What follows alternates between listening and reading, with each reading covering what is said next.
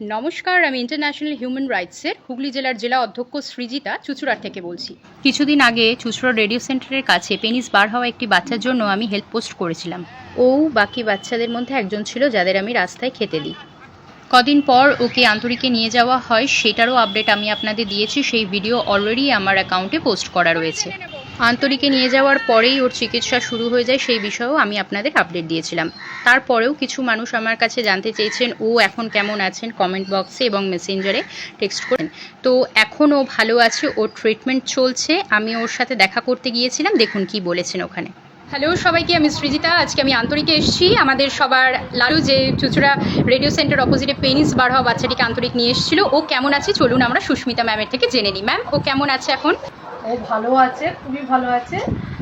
ওর saline চলছে, একবার করে স্যালাইন ইঞ্জেকশন সমস্ত চলছে এবং আমরা খেতে দিচ্ছি, ও খাবার দাবারও খাচ্ছে, খাবার ভিডিও আমরা দিচ্ছি, খাওয়া দাওয়া করছে। আপনি ভালো আছে। ওর কিছু ফর্ম সাইন করার ছিল, সেগুলো সাইন করে রাস্তার বাচ্চাদের জন্য কিছু ওষুধ নিয়ে তারপরে সেখান থেকে আমি ফিরেছিলাম।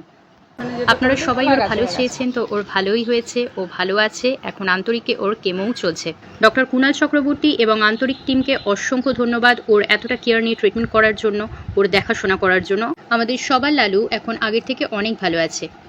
আপনারা সবাই প্রে করুন যাতে ও পুরোপুরি সুস্থ হয়ে যায়। ওর পেনিসটাও সেট করা হয়ে গেছে, এই তার ভিডিও।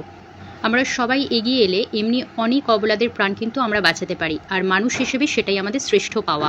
আপনাদের কাছে একটাই অনুরোধ, প্রত্যেক বাড়ি থেকে অন্তত একটা করে রাস্তার অবলা প্রাণীর দায়িত্ব নিন। দেখুন, পৃথিবী এমনি সুন্দর হয়ে যাবে।